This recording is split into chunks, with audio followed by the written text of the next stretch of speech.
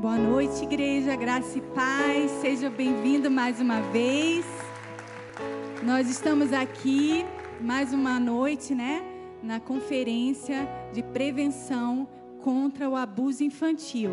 E nós estamos aqui em parceria, o Ministério Alameda Kids com o Ministério de Libertação, para estarmos aqui ministrando as famílias. Então, se você está em casa, você deseja compartilhar este culto com alguma família, algum conhecido que esteja precisando ouvir essa palavra, curta, compartilhe com o máximo de pessoas que você puder, porque vai ser bênção essa noite, amém? Eu gostaria de convidar a preletora de hoje, a missionária Caroline Vargas, ela que vai trazer a nossa palavra. E eu queria te pedir, igreja, que você estenda suas mãos para cá, nós vamos estar abençoando a vida dela, vou estar orando e você esteja em concordância.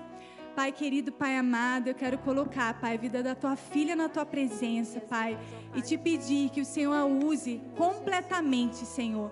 Pai, que o Senhor venha encher ela como um vaso do Senhor, Pai, que ela possa, Senhor, ser tão cheia que ela possa transbordar para nós, Pai. Nós estamos aqui, Pai, porque nós queremos realmente ouvir e obedecer a tua voz, Pai, porque nós queremos reposicionar as nossas vidas, as nossas famílias, os nossos filhos, Pai. Esta noite, Pai, é uma noite de cura e libertação e uma noite, Pai, de realinhamento no Senhor, Pai. Então use a sua filha, Pai, que ela realmente possa ser um instrumento do Senhor no teu altar, Pai. Em nome de Jesus. Amém. Amém. Pode sentar, igreja. Glória a Deus. A paz do Senhor, amém? Estou muito feliz de estar aqui com vocês nessa noite.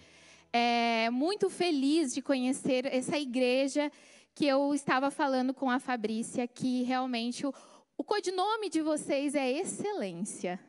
Porque tudo que eu vi, as pessoas com quem eu conversei, eu vi que procuram desempenhar o seu ministério, a sua vocação, com excelência para a glória de Deus. Obrigada pelo convite, obrigado, pastor, para estar aqui falando de um tema tão importante e muitas vezes negligenciado, que é a questão da violência sexual, E é uma coisa muitas vezes muito difícil, da gente querer ouvir. E quando nós saímos da nossa casa para vir aqui para ouvir sobre o abuso sexual, eu realmente entendo que muitos devem falar assim: meu Deus, que tema difícil, Que tema é realmente que às vezes nos causa constrangimento, nos causa mal-estar, mas é necessário.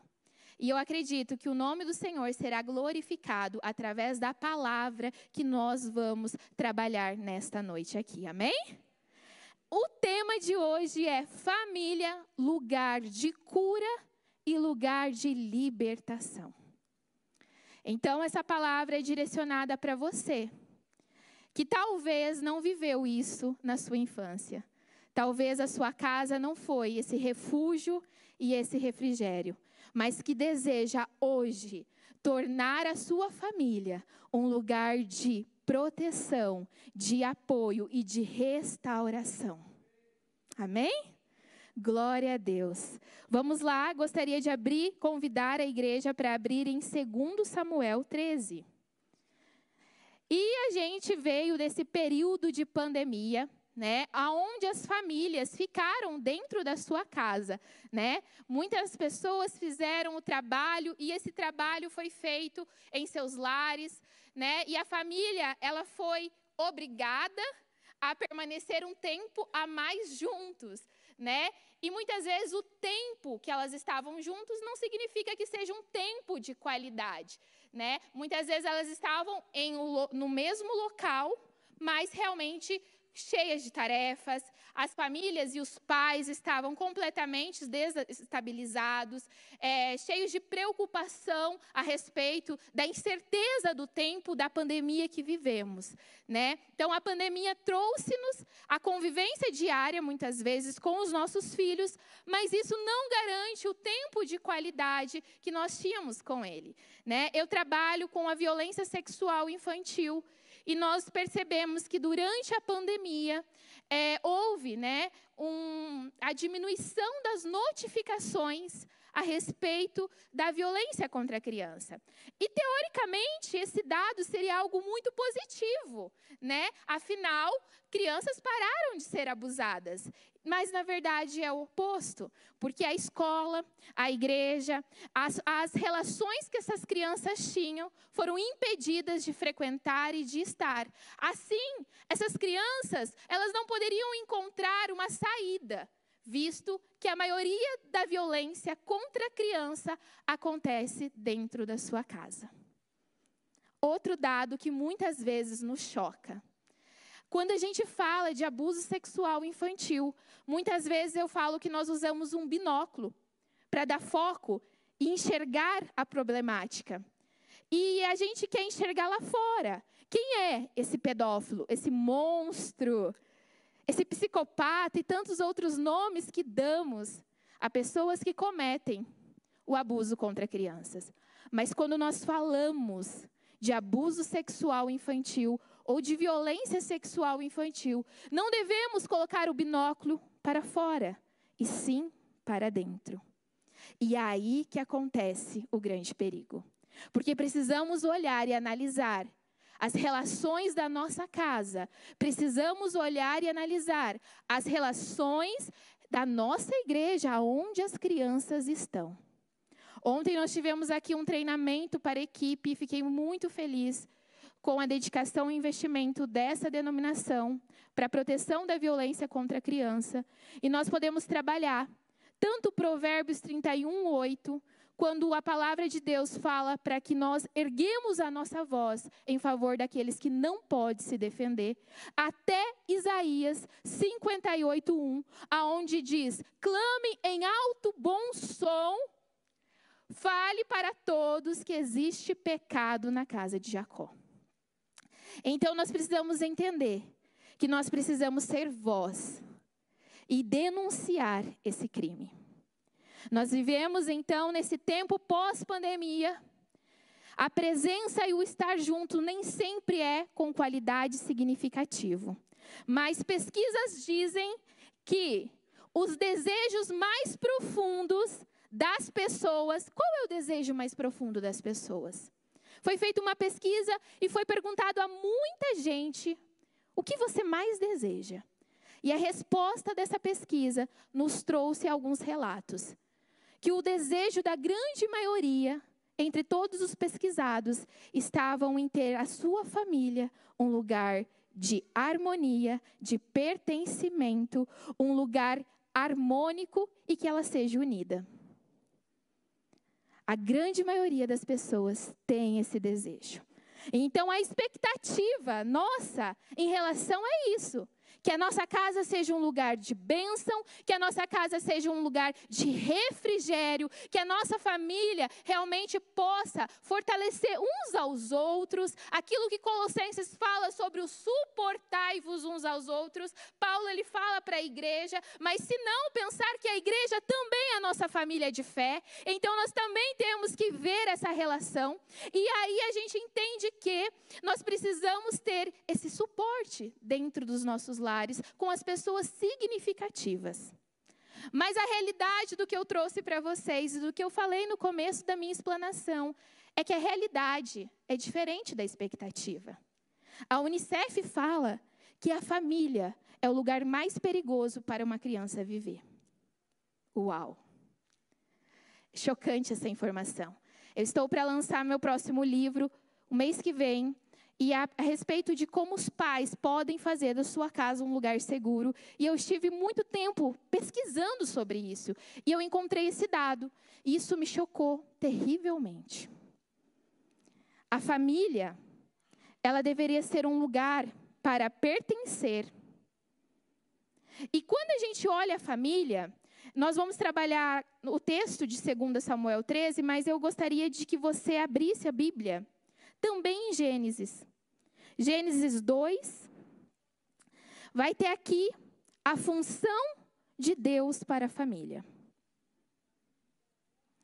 Na família, nós precisamos entender que Deus instituiu essa instituição, homem e mulher.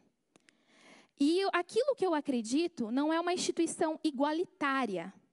Homens e mulheres não são iguais. Eu acredito na família como base complementar. O homem complementa a mulher. Homens têm uma função a ser exercida dentro da sua família. E as mulheres têm uma outra função. Isto não está em relação à importância, quem é mais importante, e sim questões de funções determinadas por Deus. Então podemos dizer que Deus institui a família conforme Gênesis 2:24, que diz assim: portanto, o homem deixará o seu pai e a sua mãe e se unirá à sua mulher, e eles serão uma só carne. Vamos falar sobre família, lugar de cura, lugar de restauração. E a primeira definição que eu preciso te dar é o que nós entendemos sobre família. Uma só carne. E aí nós entendemos um outro contexto e um conceito importante, que é a relação do homem com a mulher. São um. É a unidade, é o relacionamento, que é algo que a pesquisa aponta o desejo oculto da vida de muitos brasileiros. Que a sua família seja unida, que ela seja um lugar de pertencimento. O relacional. Seres humanos foram feitos para se relacionarem uns com os outros. Nós também temos o modelo nuclear da família, conforme Gênesis 2:22, homem e mulher. Então, quando nós entendemos e falamos de família, o que tem que vir na sua mente é esse modelo nuclear, conforme a constituição da palavra que nos orienta.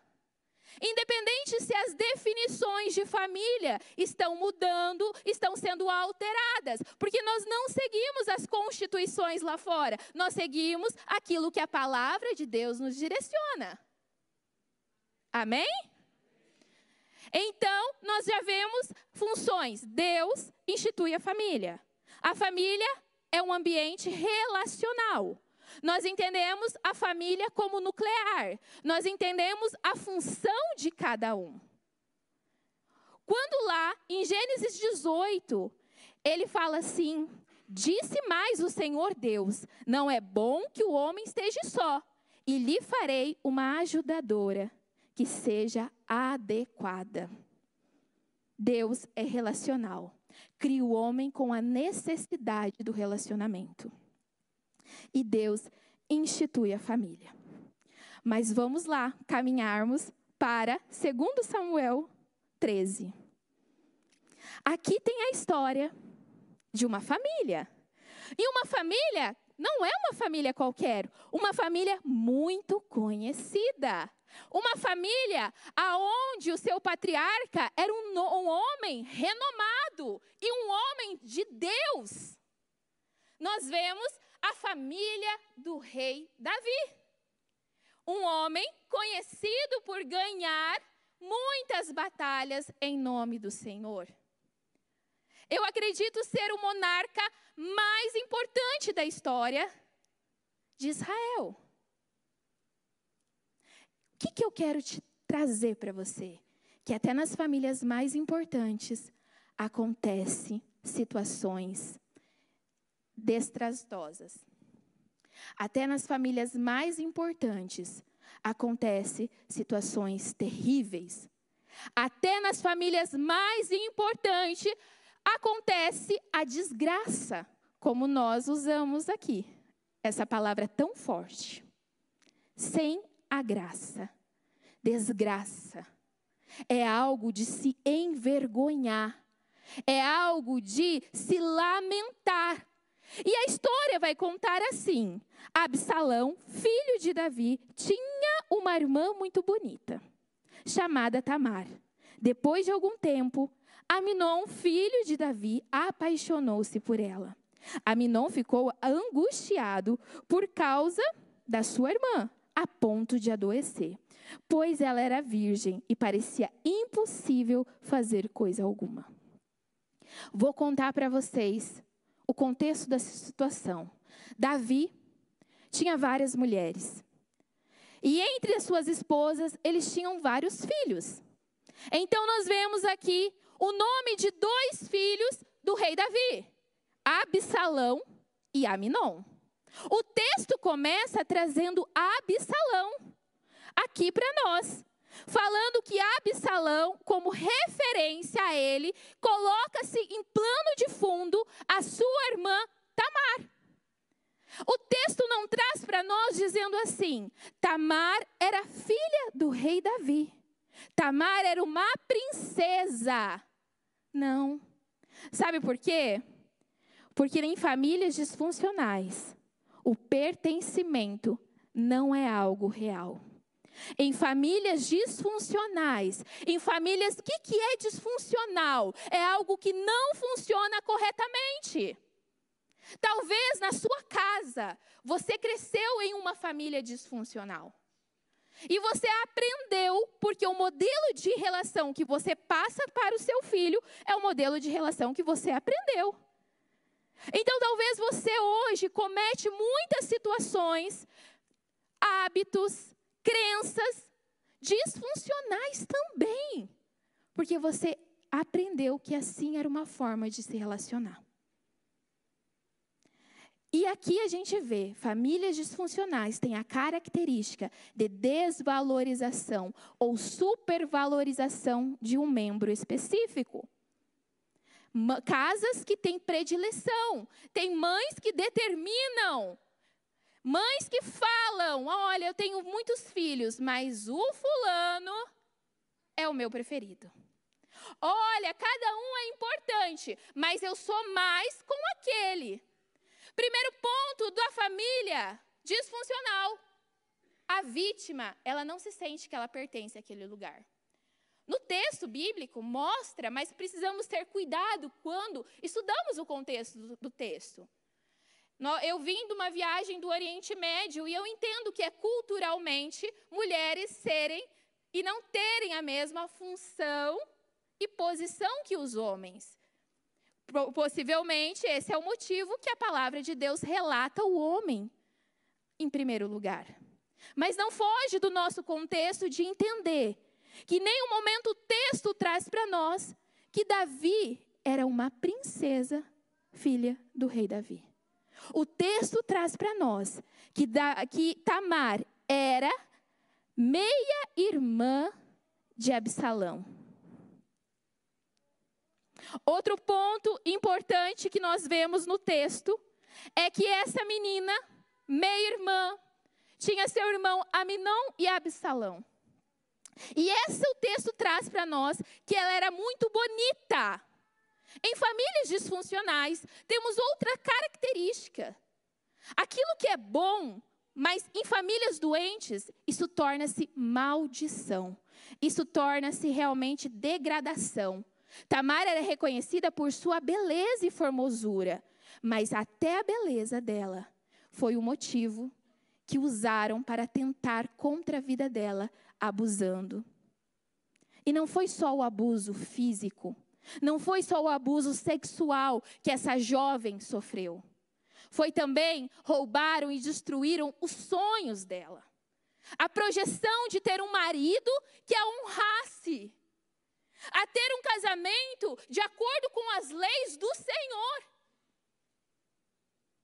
Uma vítima de abuso não é só tirado ou perdido a sua virgindade, caso ela seja virgem. Uma vítima de abuso sexual é roubado os planos, os sonhos e principalmente a voz. Uma das características muito grandes no meu trabalho com crianças é elas não saberem pedir ajuda. Tira-se a voz. Além de tirar a voz que é física, Satanás também acusa o tempo todo. Ninguém vai acreditar em você. Olha o que você fala. Vão duvidar, vão rir de você.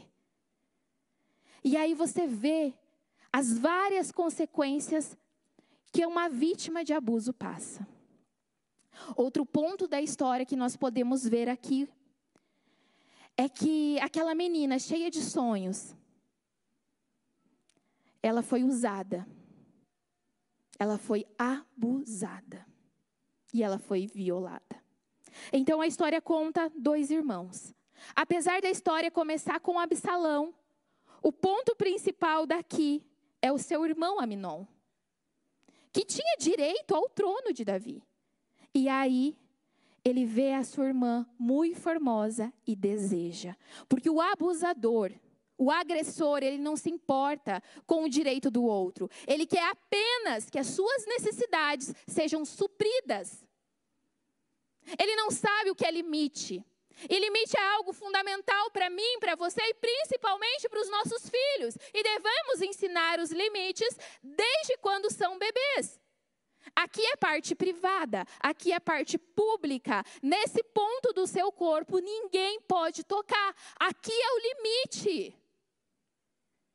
O limite estava estabelecido desde o jardim do Éden.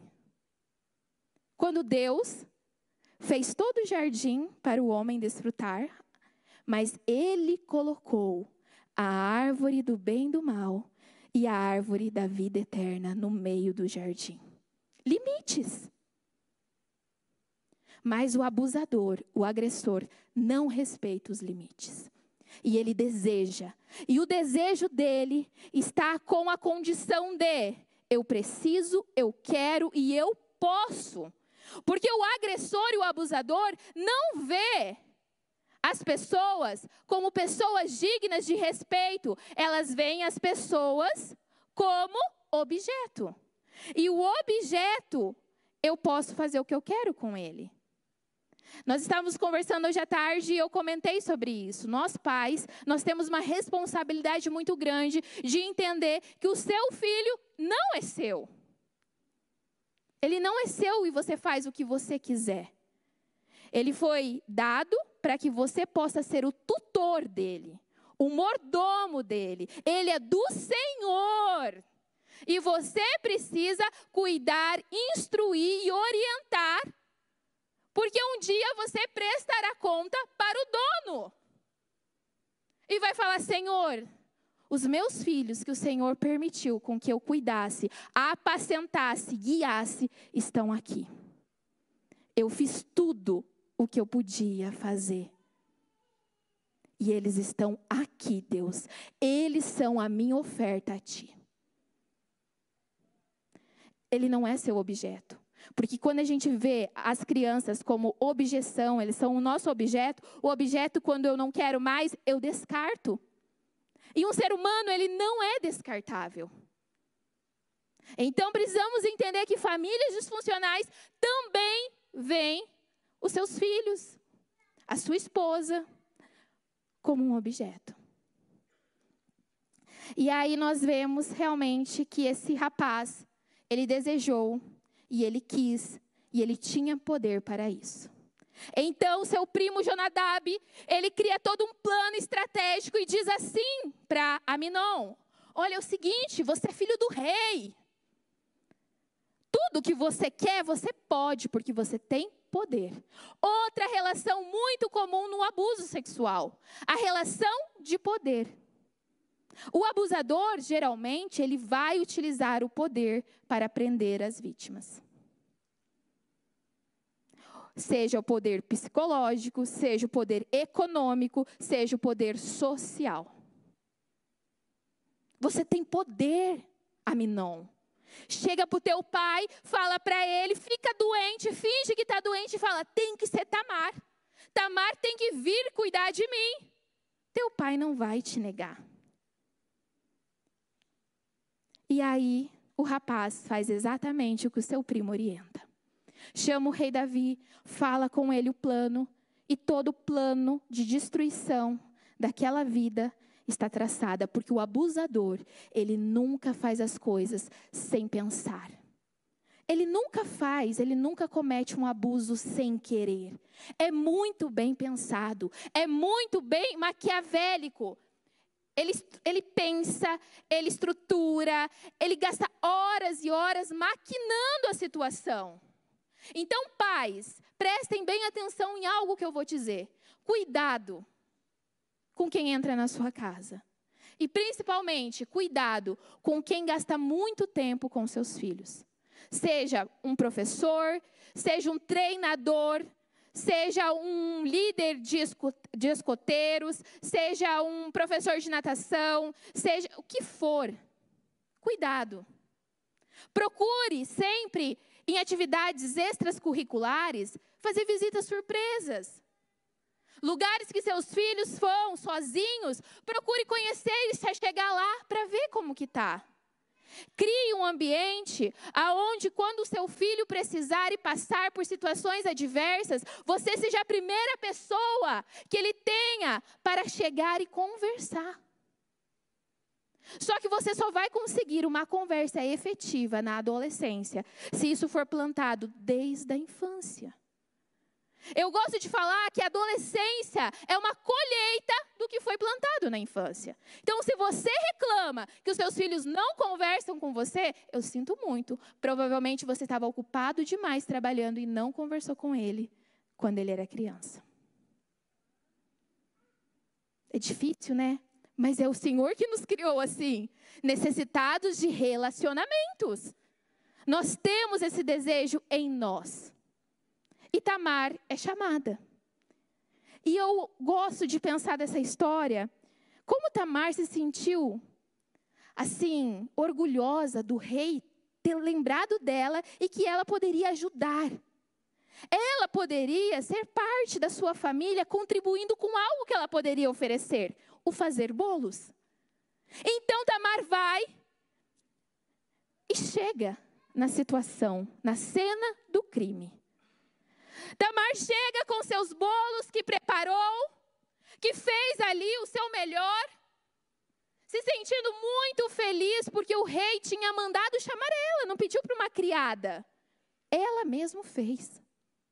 E ela entra, então, e quando aquela menina, aquela moça, olha, eu imagino que deve ter sido terrível, porque quando o abusador está prestes a cometer o ato, a vítima sente. A vítima sente.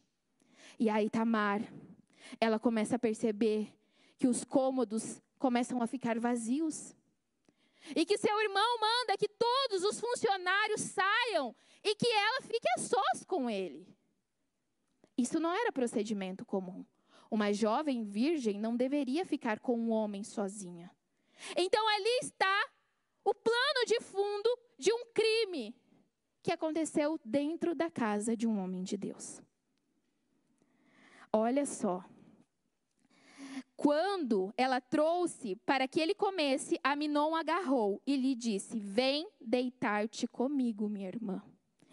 No versículo 12, nós temos a resposta de uma vítima implorando para não ser abusada.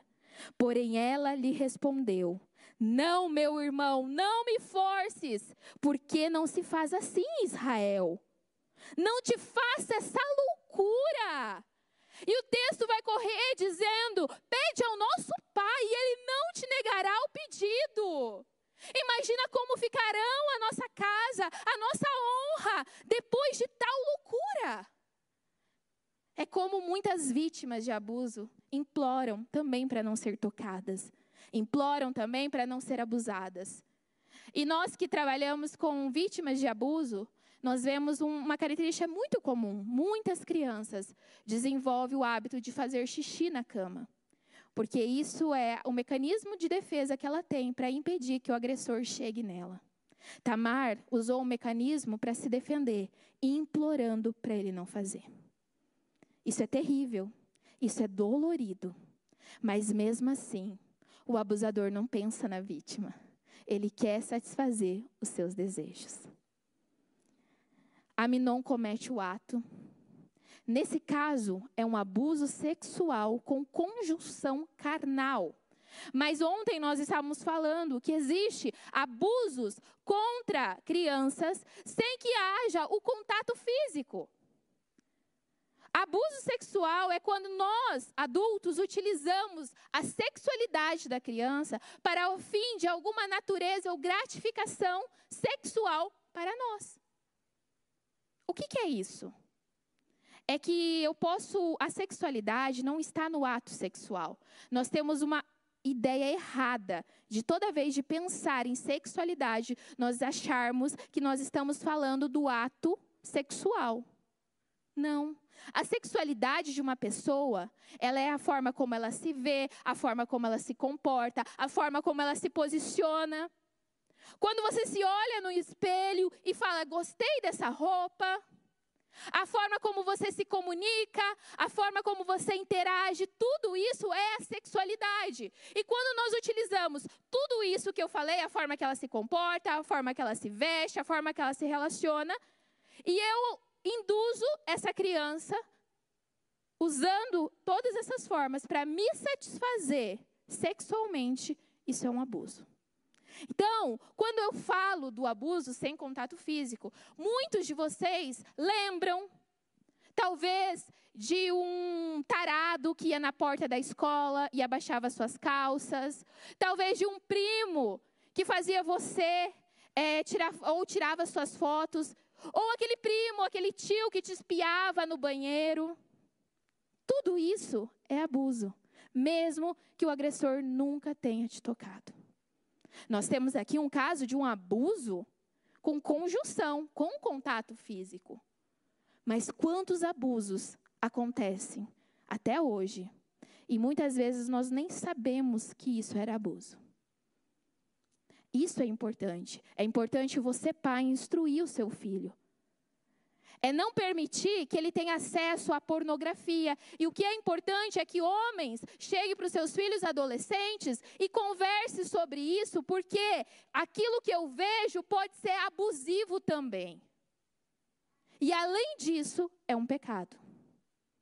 A importância de homens, de pais de família, conversarem a respeito da sexualidade com seus filhos homens, da pureza sexual. Falar temas polêmicos, temas que não é tocado na igreja. É importante ser falado, sim. A família tem que falar. Mãe tem que falar com a sua filha a respeito de situações da vida dela, a respeito da menstruação, do desenvolvimento do corpo. A respeito realmente de se guardar, de ter o pudor, de entender que o corpo dela não é para ser objeto sexual de desejo, mas é para ser templo do Espírito Santo, para que quando ela possa usar o corpo dela para refletir a glória de Deus. E que todos que olhem, seja na escola, seja nos seus relacionamentos pessoais, possam ver isso.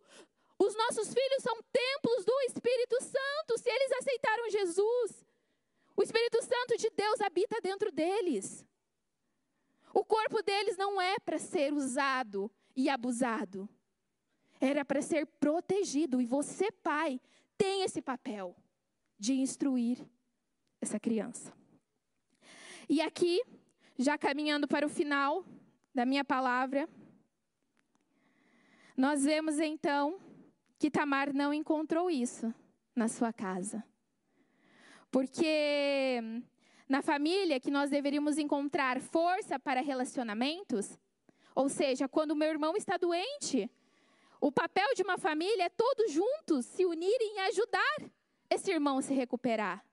E não ajudar e ser ferida, e ser abusada, e ser maltratada. Outro ponto que nós vemos que não era funcional, não funcionava aquela família. A família que era para ser um lugar de restauração, de segurança, foi o lugar aonde Tamar foi ferida. E nós também temos a disposição dos seus membros em compartilhar sentimentos e permanecerem abertos um para o outro. Essa é uma característica de família saudável. Mas a gente vê que o texto, no decorrer dele, não foi isso. Porque depois que Amnon abusa de Tamar, ele olha para ela e sente repulsa. Ele olha para ela e todo o amor que ele tinha, isso se transforma em nojo. Então, Amnon manda que ela saia dali. E aquela menina, que vestia as roupas e túnicas de uma princesa, ela é humilhada publicamente. Tamar sofre. E Tamar grita a sua dor. Tamar rasga a sua túnica. E eu lá no Oriente Médio, eu pude perceber o quanto o povo do Oriente Médio, ele é literal. Então, se um judeu ou um árabe, ele está em luto, ele vai colocar as suas vestimentas. Muitos nem trocam as vestimentas dele no período de luto. O povo do Oriente é muito diferente de nós. Então, quando o texto traz para mim que essa menina pôs cinzas sobre a sua cabeça, ela estava declarando o seu luto ali. Ela estava dizendo: ei, eu estou sofrendo. Ei, eu preciso de ajuda. Só que você acha que isso foi encontrado dentro da sua casa com a sua família? Não. O seu irmão vê ela. Em algumas traduções está escrito assim: cala-te, minha irmã. Você vai envergonhar a casa de meu pai. Quando a vítima sofre o abuso, nós ficamos muitas vezes horrorizadas. Mas nós temos que entender que o abuso sexual, ele não tem os mesmos sintomas para todos. Nós não podemos colocar um passo a passo e você seguir, porque cada ser humano tem a sua necessidade. Cada criança vai ter uma necessidade específica diante dessa atrocidade. Muitos casos que eu pego, o abuso não é o pior momento. Sabe qual é o pior momento para uma vítima de abuso? É quando ela procura a sua família e relata e ninguém acredita. Mas o pior desse texto, que mais me chama a atenção, é essa violência, sim. Mas é algo muito comum, que também é a maior violência que nós temos no Brasil. A maior violência que nós temos na nossa nação não é a violência sexual, embora seja tamanha. Não é a violência física, embora muitas crianças morrem por causa desta violência. Não é a violência psicológica, que também deixa danos por toda a sua vida. Mas para mim, a violência mais terrível e mais naturalizada é a omissão de um pai. Gostaria de finalizar com um texto, com o versículo 21, dizendo: quando o rei Davi soube de todas essas coisas, ficou furioso. Ficar furioso, meus irmãos, ficarem horrorizados sobre a violência que talvez os nossos filhos podem estar expostos ou foram expostos, e não fazer nada, é algo muito grave. Se você passou por isso, seja na sua infância, procure ajuda. Isso provavelmente ainda permeia os dias atuais. Você precisa de ajuda psicológica, você precisa de ajuda pastoral. Porque o abuso, ele perverte a forma como nós vemos Deus. Toda vítima de abuso, ela passa por Gênesis 3.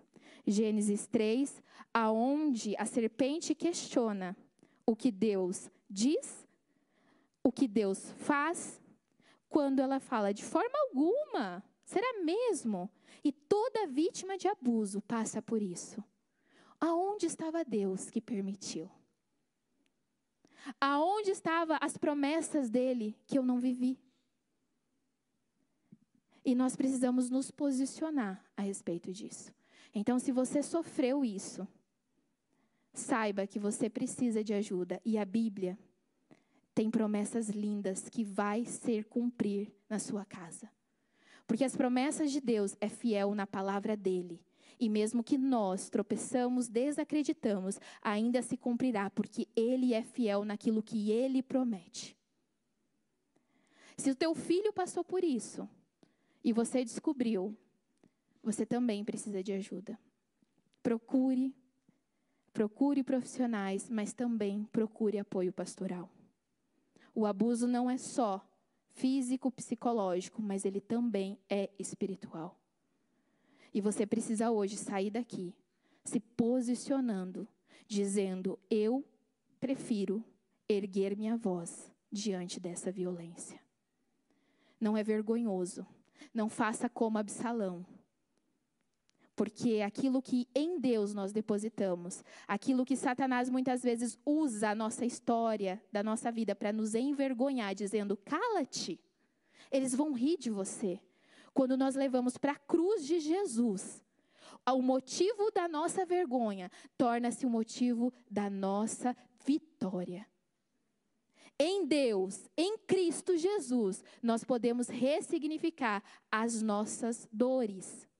Em Cristo Jesus, nós podemos ser libertos dos rótulos. Porque assim como nós falamos ontem, o abuso sexual, o abuso físico, o abuso psicológico, apesar de deixar marcas que precisam ser tratadas e trabalhadas ao longo da nossa vida, ele não é o final da tua história, ele não é o final da tua família. E você precisa rejeitar esses rótulos que muitas vezes e muitos colocam sobre você. E é por isso que é tão importante você estar aqui nesta noite, para saber a respeito disso e se posicionar. Amém? Quero convidar aqui o pastor. Pastor, vem até aqui, nosso. Quero agradecer a oportunidade. Eu sei que é um tema difícil, é um tema que nos traz memórias, às vezes até doloridas, mas a nossa esperança é Cristo, pastor. E aquilo que nós cantamos, como o pastor citou, tem que trazer para a nossa vida, tem que fazer valer a pena. Muito obrigada. Deus abençoe, Carol.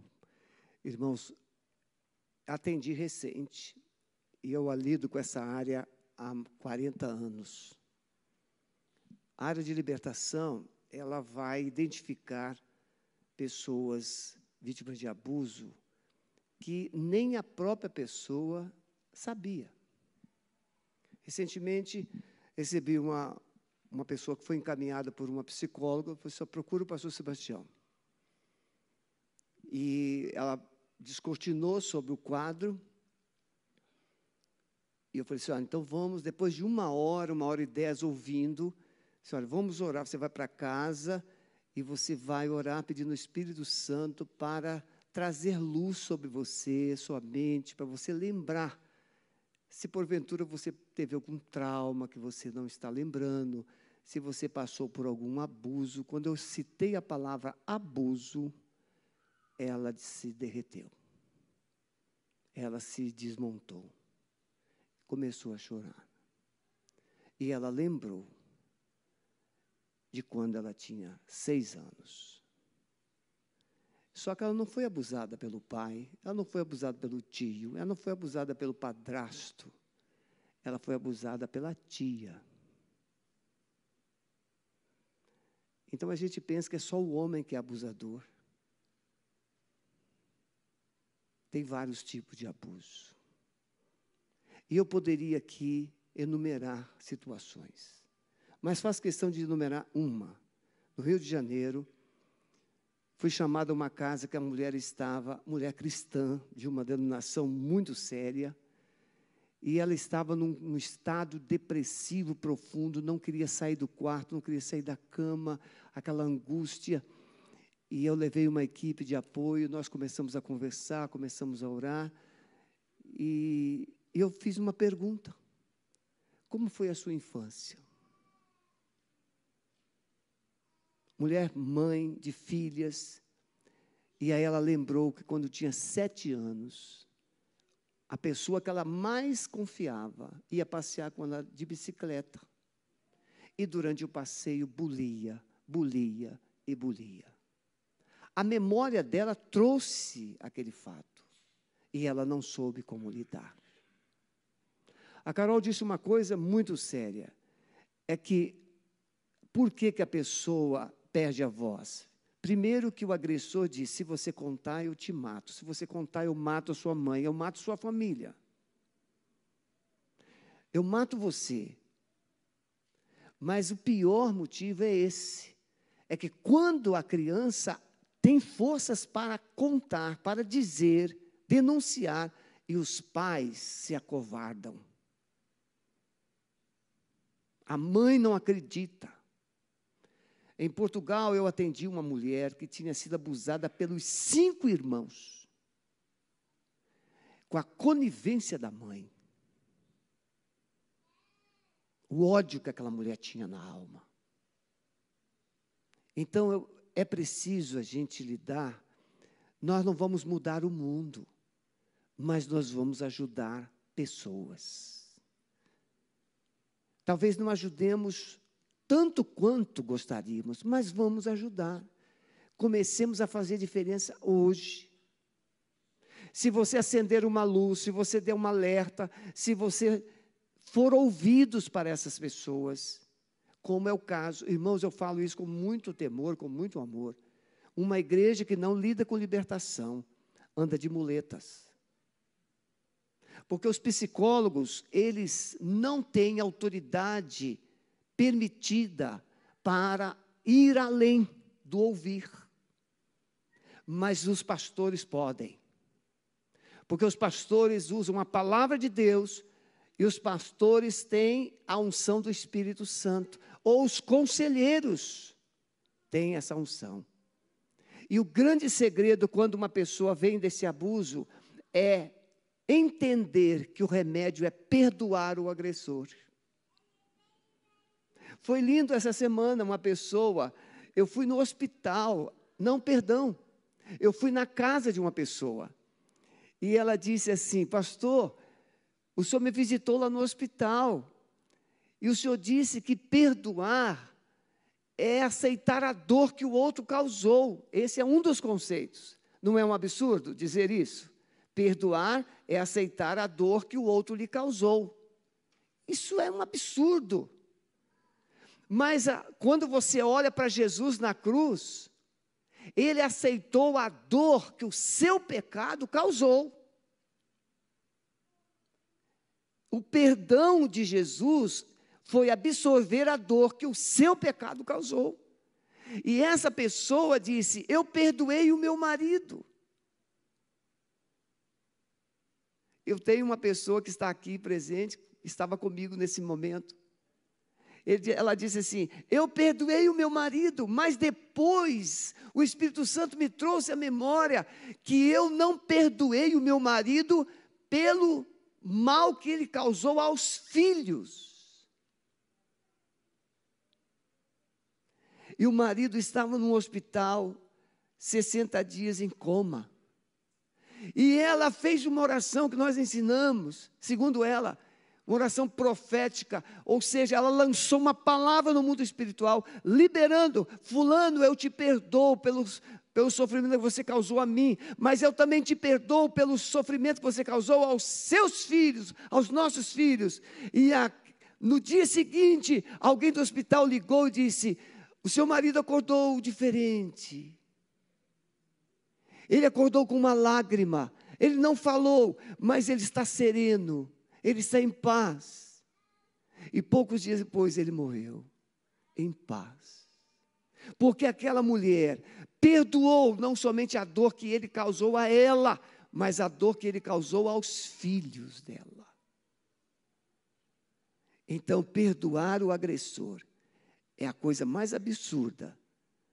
Mas sem o perdão, não há cura. Você vai carregar essa mochila da ferida, da humilhação, da vergonha, da dor para o resto da vida. Eu gostaria que as mulheres ficassem em pé, por favor. Mulheres, vocês são as preciosidades que Deus fez. Eu sou casada há 41 anos e relaciono com a minha esposa desde o namoro 46 anos. Muitas mulheres não conseguem ter vida sexual por falta de referência masculina. Pais omissos, pais passivos, pais violentos, pais que machucaram sua mãe. E essas mulheres não conseguem aceitar aquele homem que está com ela, porque ela projeta naquele homem a figura do seu pai ruim. Mas também muitas mulheres não conseguem ter intimidade sexual, porque foram abusadas de alguma forma. Mas a notícia boa é que há cura. E essa cura está em Cristo. E essa cura vem quando você, através de Cristo, conseguir olhar para esse agressor e verbalizar perdão. Então pense, se você que está nos ouvindo, nos acompanhando, você que está aqui, passou por algum tipo de situação, procure alguém de confiança, peça ajuda, em frente. Por mais tempo que você já tenha passado, em frente. Se liberte dessa culpa, se liberte dessa dor, se liberte dessa vergonha. Coloque as mãos assim. Amado Espírito Santo, jamais teríamos conhecimento, autoridade, recursos para ministrar nessas vidas. Pela ciência. A ciência nos dá alguns caminhos, nos mostram alguns atalhos, mas só o Senhor pode ressignificar a identidade dessas mulheres. Senhor, faça isso nesta noite, que haja um nascimento da identidade, uma ressignificação. Cada uma saiba e tome posse nesta noite de quem é em ti, e a partir de ti, saiba que pode romper, pode viver, pode conquistar, pode superar, Senhor. Nós abençoamos essas mulheres. Abençoamos as mulheres que estão em casa ou que estarão acompanhando essa palavra em outros dias. Que a bênção do Senhor alcance e realize o milagre. Em nome de Jesus. Amém? Eu estou vendo, Fabrícia, as crianças lá vão entrar? Elas vão chegar aqui? Não? Ah, só? Então pode vir para os papais, pode vir procurar. Isso. Está vendo, irmãos? Criança é assim, elas correm para os papais. Hã?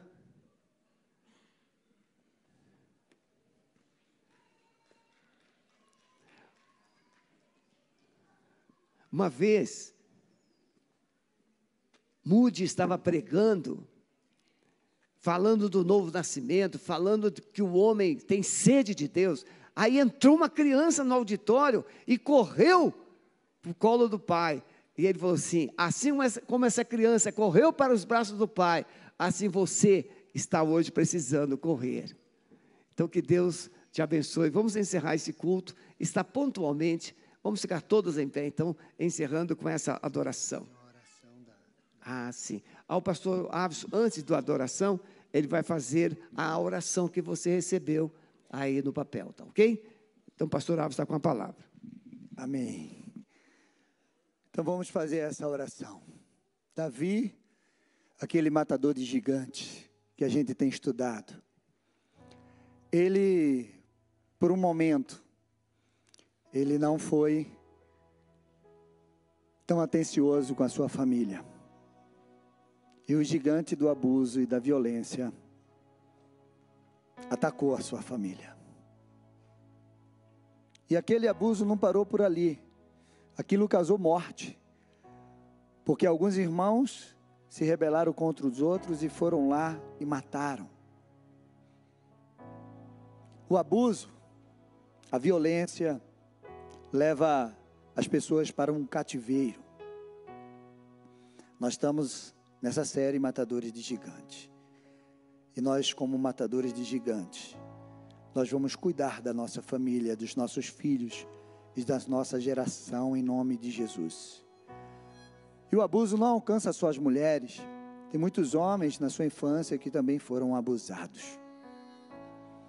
E hoje eu quero orar com você. E como o nosso pastor falou, se você precisar de um apoio, nos procure.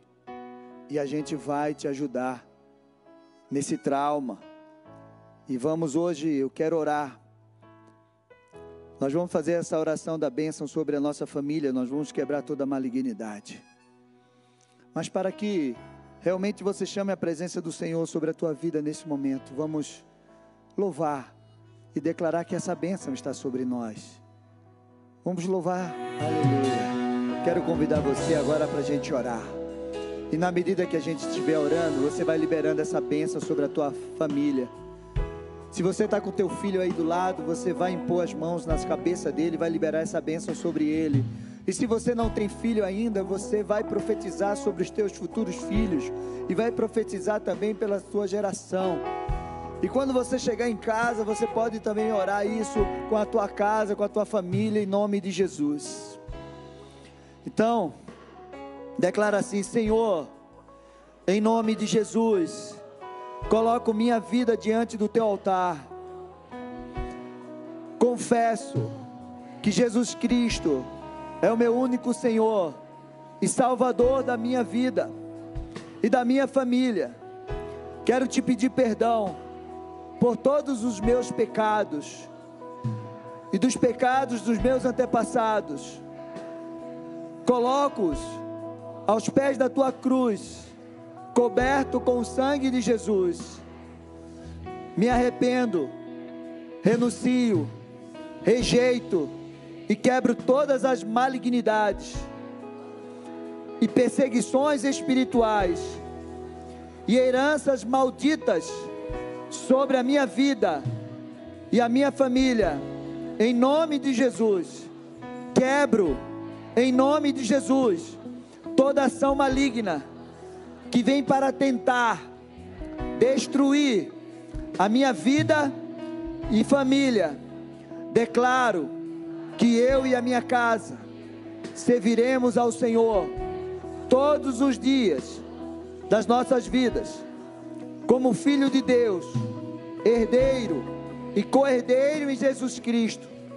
Declaro as bênçãos do Senhor, proferidas em Abraão, nos alcançarão, e em Jesus a minha família é bendita, e todas as bênçãos dos céus estão sobre nós.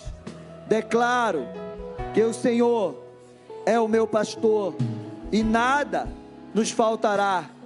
Que a paz, o amor, a saúde, a prosperidade, a alegria, os livramentos, a justiça e a salvação do Senhor estarão sobre a minha família e a minha geração todos os dias das nossas vidas. Em nome de Jesus, declaro que sou abençoado do Senhor, sal da terra e luz do mundo, mais que vencedor em Cristo Jesus. Abençoo os meus filhos e os filhos dos meus filhos e toda a minha descendência, que o Senhor nos deu o orvalho do céu, a exuberância da terra e a fartura de trigo e de azeite. Que as bênçãos do Senhor nos acompanhem e alcance, que sejamos benditos e prósperos em tudo o que fizermos, e aonde formos, a boa mão do Senhor, do Todo-Poderoso, esteja sobre nós. Declaro que verei e viverei a bondade do Senhor na terra dos viventes. Te agradeço, Senhor, por teu amor, por tua graça e a misericórdia sobre a minha vida, em nome de Jesus. Amém, amém. Que o Senhor te abençoe, que o Senhor te guarde, que o Senhor resplandeça o seu rosto sobre ti e te dê a paz. Que o Senhor te abençoe. Vai nessa paz para um final de semana de vitória. Estaremos culto amanhã, no sábado e no domingo. Que o Senhor te abençoe em nome de Jesus.